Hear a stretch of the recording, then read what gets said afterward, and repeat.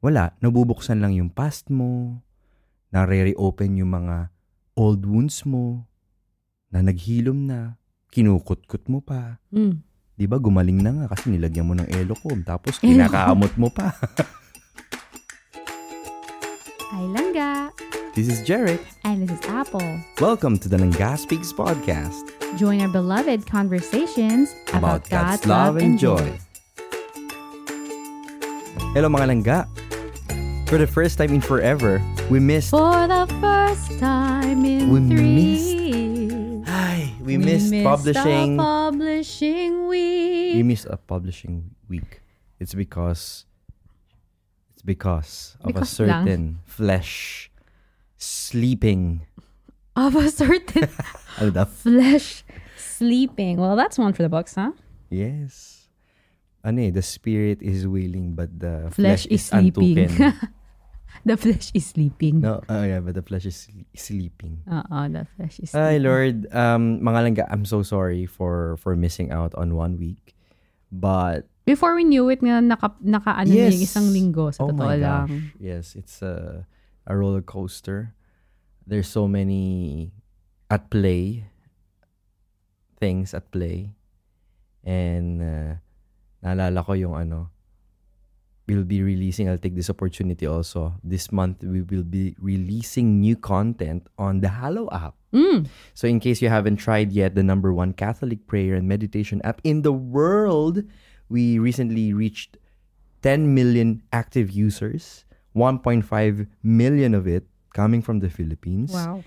And we will be releasing a new content on the Hallow app this month, which will include daily lecture. Akala ko Langga Speaks is now featured on the Hallow.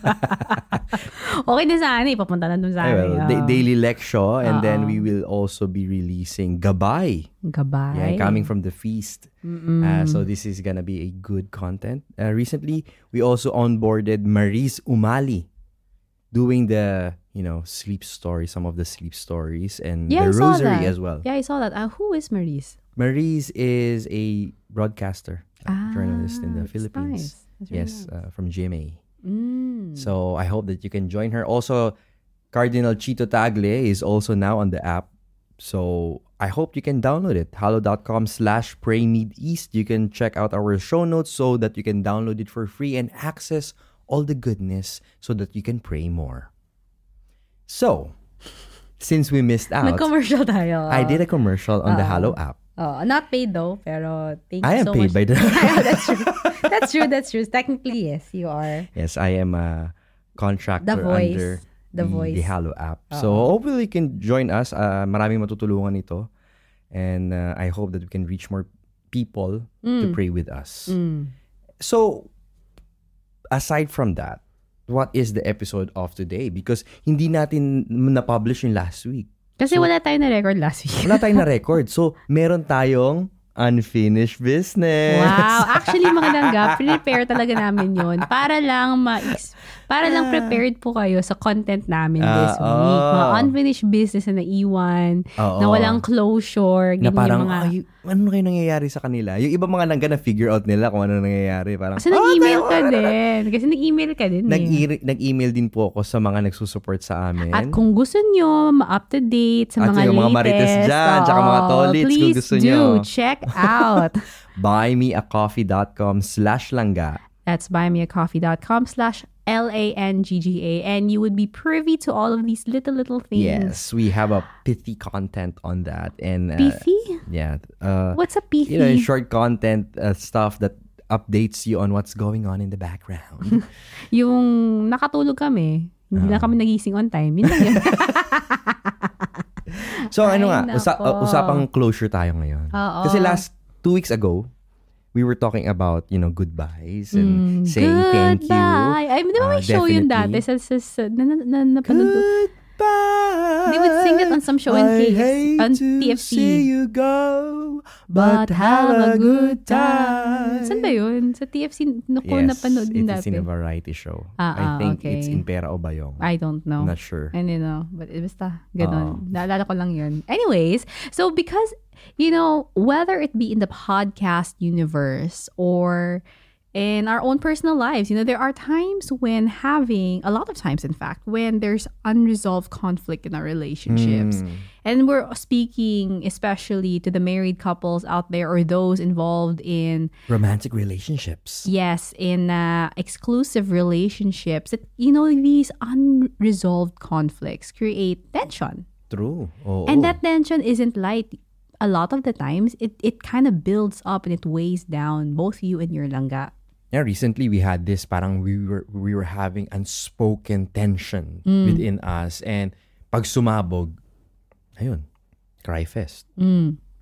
So it distracts us, it distracts us eventually pag hindi nyo pinag-uusapan yan, it creates resentment as well, further breaking down the relationship. So we like to think of this as a kind of conflict, as an unfinished business.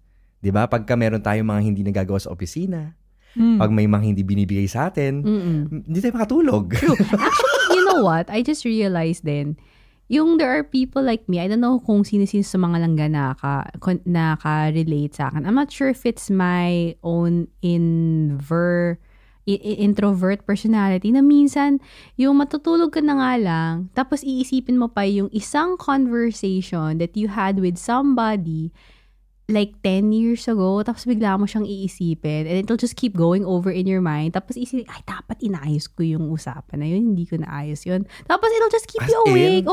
Bumabalik ka sa ganon? Bumabalik ako sa ganon. I have sporadic moments like that. Bago tayo matulog, iwiwisikan kita ng holy water. Hindi, I don't know. They just like these random memories that would show up, or like these random, parang mga random memories na parang, I wish I could have said it differently, or I wish na dapat binalikan ko yung moment na yon at binalikan ko siya sa kung anong sinabi ko. Like this. Wala lang. It's just like, is it OCD? Is it OCD? But it distracts. Hindi, it distracts me from my sleep. It distracts me from the chance. Anong tawag doon? Ano yun? You haven't learned the art of letting go. Ay. Put away the pictures. Throw away the memories I put over and over through my tears. Ibig sabihin nung umiyak ka, hindi mo sinama yung memory na yun. Hindi. I'm not talking about romantic relationships. I'm not talking about romantic relationships. I'm also talking about romantic relationships. Bakit kailangan umiyak? Ay, syempre, minsan hindi ka nakausap na kamag-anak or pamilya. Hindi mo masabi. So, sa pag-iyak mo, hindi mo na isama yon. Kumbaga, sinipon ka, hinigop mo pabalik. Yung tipong minsan hindi pa siya major, minor lang talaga siya. Yung parang, dapat sinabi ko yun. Dapat sinagot ko yung tanong na yun. Wala lang.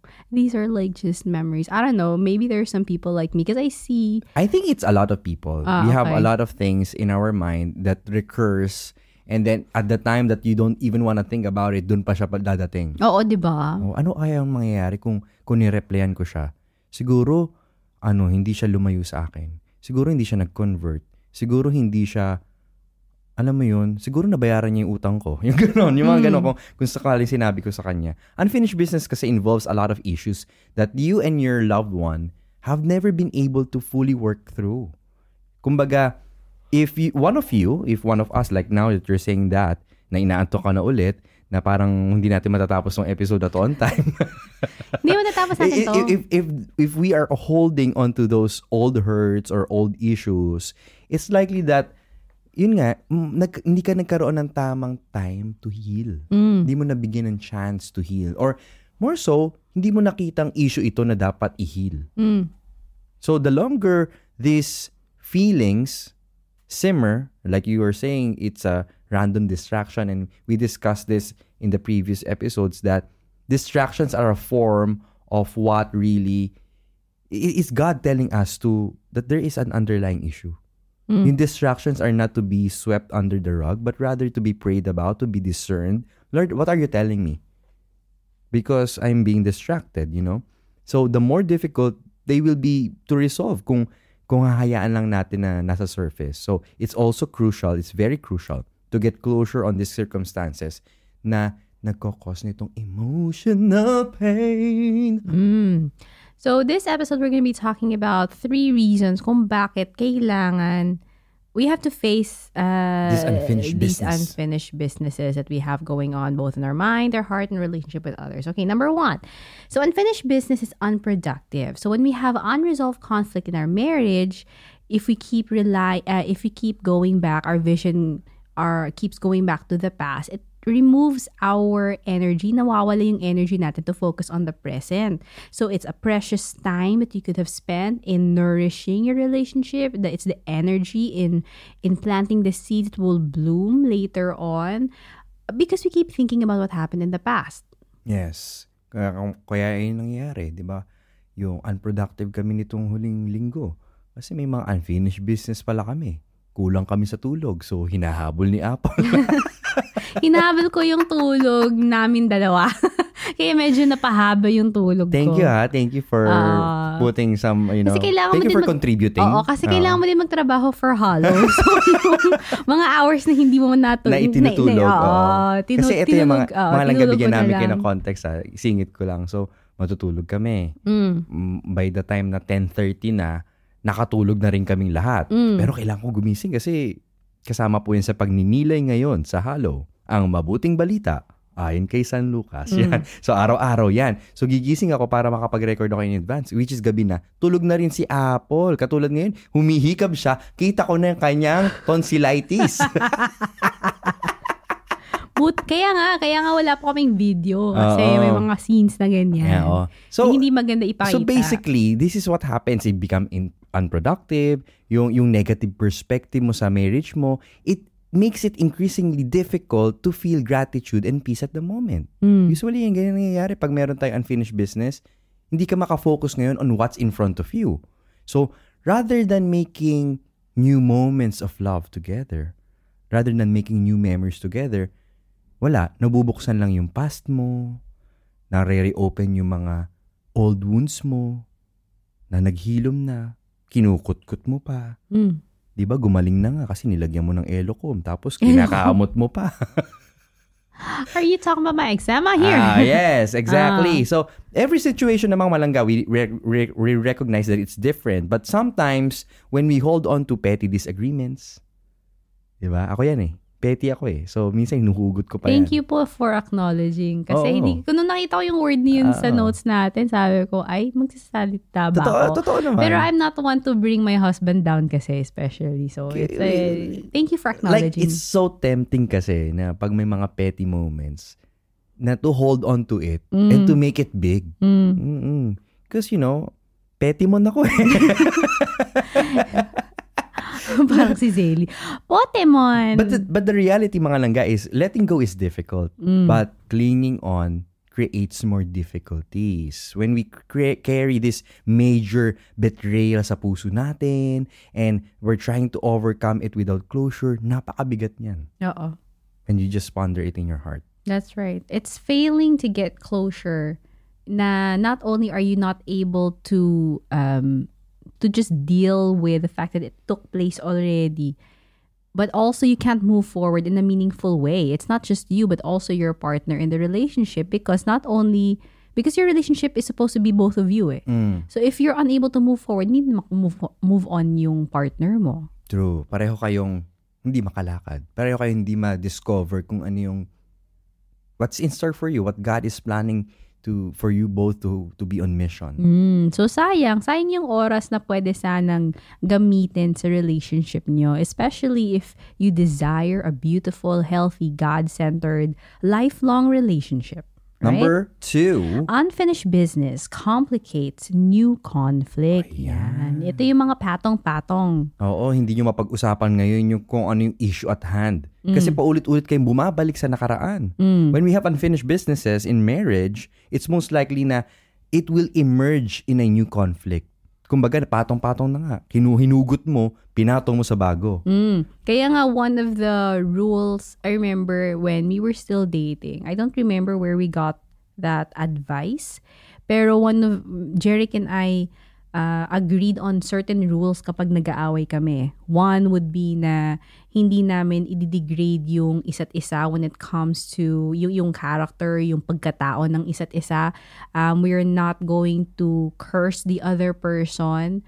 Pero one thing din is not to pull yung mga past issues na alam natin na pag-usapan na. It's one thing pag hindi pa, which is the reason why the patong-patong happens. Pero one of the major rules we have is na dapat hindi namin sinasama yung mga dating hugot. Of course, yesterday's wounds can complicate today's problems. Lagi natin tandaan yan na instead of really tackling the issue and clearing away the issue that you're facing right now, suddenly makikita mo yung sarili mo, wait, 5 years ago pa tong issue na to Bakit bumabalik? Bakit hinuhugot mo yung 5 taon na nakaraan? Na hindi mo nahugasan na maayos yung plato. Yung tipong sabi natin, sinabi ko, ayusin mo yung buhok sa, yung tanggalin mo yung buhok sa bathtub pagkatapos mo maligo. Hanggang ngayon, hindi mo pa rin ginagawa. Ako pa rin ang naglilinis ng buhok. Obviously, hindi ko buhok yun kasi ang haba-haba. Ay, nakabalik sa nakaraan.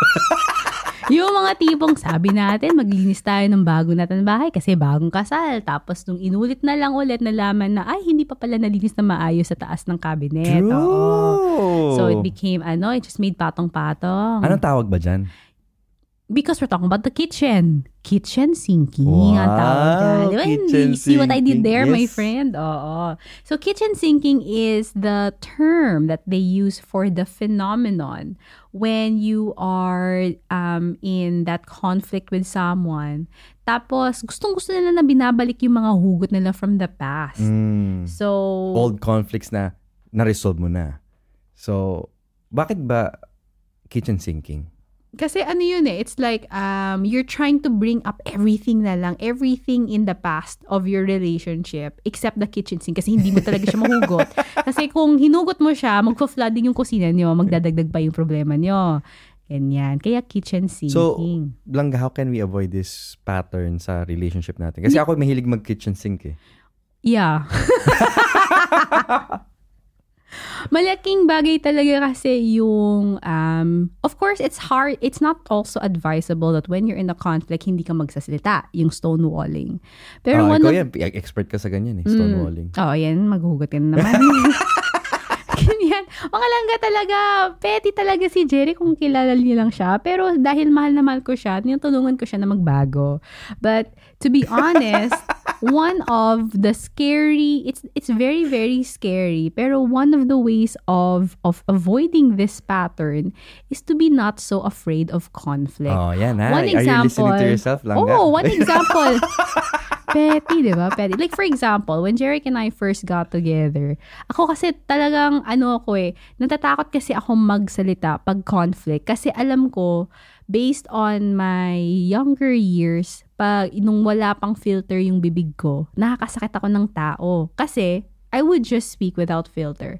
And then over the years, I've learned to just like hold myself back. Kasi ayoko nga makasakit ng ibang tao. But the consequence of that is that I've become so filtered that even what I'm feeling at that particular moment, I'm not able to give myself justice by speaking out. So what happens there is, so when Jeric and I first got together, pag nag-aaway kami, pag may disagreement kami, pag may conflict kami, hindi ako nagsasalita. Siya lang nagsasalita. And then it just kept happening and happening. And it took me a very, very long time to be able to find, although I still am working on it, to be completely honest. But I'm trying to find ways to be able to break that, to know na when I speak up, it doesn't mean that na I'm disrespecting my partner, because that's not my intention. But when I realize that it's okay to be in conflict with your partner, then the pattern of it starts disrupting yung pattern of kitchen sink kasi nakakapagsalita na ako. At saka yung to be able to trust me na hindi ito magiging major kabawasan. Major kabawasan? Oo. Sa pagmamahal ko sa'yo. Kasi lagi ko siyang sinasabihan na, you have to trust me also. You know, that I can take what you're gonna say. Because without you speaking about it, we cannot get into the bottom of it. Diba? I don't know what you're feeling. You have to enunciate it. So talagang tinutulungan. Enunciate? Oo, talagang tinutulungan ko si Apple. Sabi ko sa kanya. Kaya siya na lang nagsasalita. Oo, lagi ko sinasabi sa kanya, huminga ng malalim. Damhin ang presensya ng Panginoon. Kainis. Halo pala. Sa totoo lang mga langga, medyo mahirap po na pag-asawa mo, isang preacher, isang voice artist, na mga ganon. Tapos pag sinabi ko sa kanya na, technique, alam mo na ba, nararamdaman mo na ba, gusto mo na ba sabihin ko sa kanya, magdasal tayo. Manalangin tayo sa ngalan ng Ama at ng Anak at ng Espiritu Santo. Doon. Pag ginamit mo na talaga yun sa akin, ibabato ko na talaga yung kitchen sink. Not at you, of course. Of course. Pero ibabato ko na talaga yung kitchen importante sink. Importante yan to address it. So last but not the least, how to get closure from unfinished business. So the healthiest thing... Tatlo pala, dalawa lang. Dalawa lang pala, sorry. Kasi nakita ko yung... wala kasi number yung titles natin. So dalawa yun. Okay, review. Number 1, unfinished business is unproductive. And number 2, unfinished business creates new conflict. Oh, well, yeah, it does. Complicates new conflict. So, eto nga. So, pinag-usapan natin. Unfinished business. So, how do we get closure from unfinished business? Well, as difficult as it is, as challenging as it is, the healthiest thing that we can do, that you and your spouse can do, is to work on resolving and getting beyond it, to move on.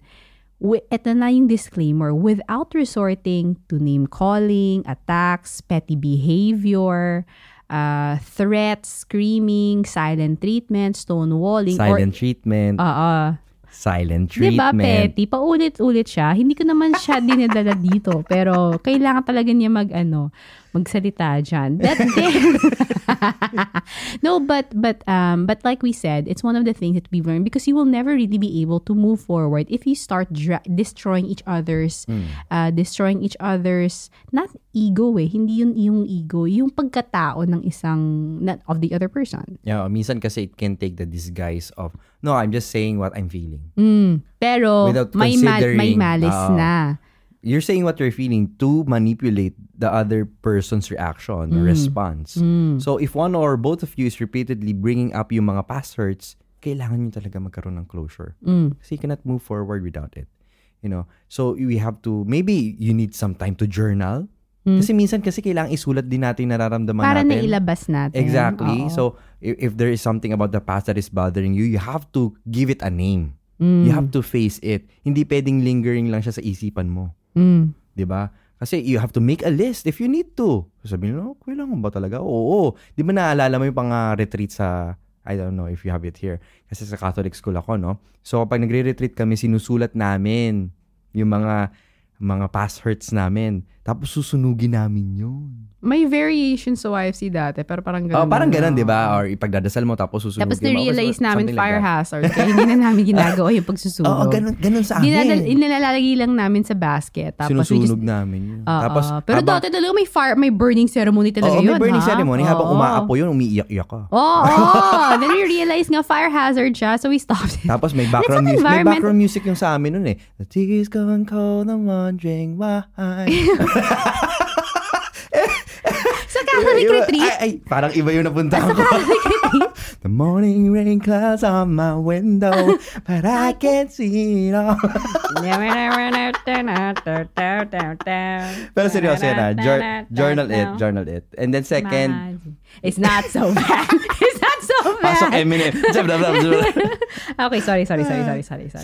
Segue. Oo. Ano yung second na pwede natin gawin? Ako ba yung tinatanong mo? Oo, ikaw. Second eh. Nag-first na ako. Okay, fine. Ikaw na. Oh my gosh, mga langga, kung alam nyo lang, kasi gusto niya ako magsalita. Second. Kinukurot niya ako gamit ng tone. God. Second is, if things start to get overwhelming during a discussion, kailangan you make sure that your partner know that they will be heard.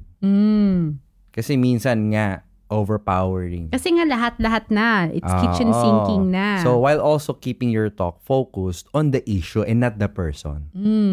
Kaya iwasan natin yung, kasi ikaw naman, ganon. Pag-usapan nyo yung problema, hindi yung tao. So, can we focus on this one issue for now? Pwede bang ito muna yung asikasuhin natin? But it takes courage din Kasi sometimes it's only the other partner Like for example, I mentioned earlier, before it was because I would not speak, so it'll just be Jerry speaking. It took me a very long time to be able to say, "Ga, can you just listen to me right now? Kasi I just want to speak." And yan. Or I want to talk about this issue, but this started off as bad kasi maaring nagkapikunan muna kayo. Can we start again? Can we start again? Can we make time to talk about it later? Maybe pagod lang yung isa. Baka So gutom. ngayon, exactly. So ngayon sinasabi Baka namin, Or baka yung mga Hungry. bata gusto maglaro tapos hindi pa kayo makakapag-usap, and then that's when you bring it up pa. Exactly. Ganyan. So yung tipo, alam mo na yung kakagising mo lang, tapos sabihin mo, magre-record tayo. Magre-record tayo. Guy, hindi ka pa nagsasubmit sa deep. Gano'n. It's not so bad. It's not so bad. So, ang maganda dyan, pag nanarrow down mo na yung mga listahan na yon, yung mga things na hindi nyo pa nare-resolve, you and your spouse can be clear about it and you can start working on it. Kasi minsan, yung nga parang ina-assume lang natin na alam natin yung issue. But the reality is, sometimes you really have to be specific about it. So, ayun, consider dealing with one issue at a time, and baka kailangan nyo rin ng professional help. Sometimes there are people who have had past experiences of dealing with anger management. They would not be able to process certain situations without needing an external party to yung parang tawag doon? To see things objectively. Or counselor. Mga ganon. So those are also options to be considered depending on the situation.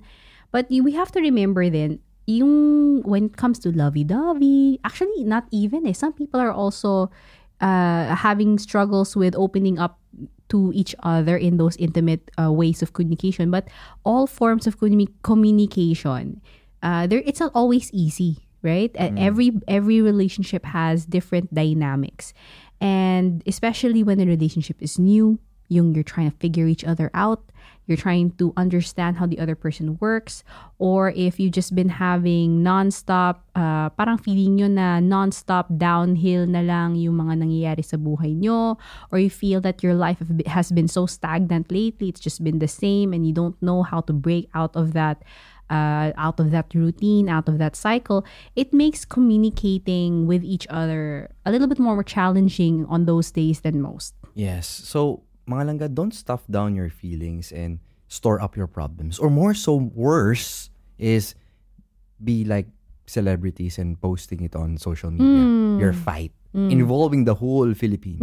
Nag-Facebook live habang nagbabato ng sink. Or yung lalagay mo lahat doon, trial by publicity. You know, like you're trying to get the public to side on you. Instead of doing your unfinished business internally, you now involve more people who aren't really even involved in your issue. And that's the fallacy of sharing problems. Hindi naman nababawasan when you share it to the madlang people. You share it to strangers, you share it to more people, hindi po nababawasan yung unfinished business burden. It actually multiplies even more, to the point of, instead of resolving it earlier, nagkakaroon pa ng deeper wounds. So, especially when people take sides na, no? Oo, lalo na ikaw. Sino? Anong team mo? Diba? Ayoko na mag-mention. Ngayon mga kapanahunan ngayon, may mga team versus another team. Tapos naghahanap ka kung sino talaga yung ugat, kung sino yung may problema. Nakikimarites ka. Sobrang busy mo sa problema ng iba. Hindi mo alam may problema ka rin pala. So, mga langga, tulad natin, lahat tayo may mga kanya-kanyang unfinished business. I guess it's time for us to face it. It's time for us to talk about it. So, maraming salamat sa inyo, sa inyong pasensya at sa inyong pakikinig. Maraming salamat. Ako po si Jeric. You just used your radio voice for that. But then, yeah, this is Apple. Just always want to remind you that even in the good days, even in the bad days, even in the times when it's so hard to speak to each other, you ask the Lord for the grace. Amen.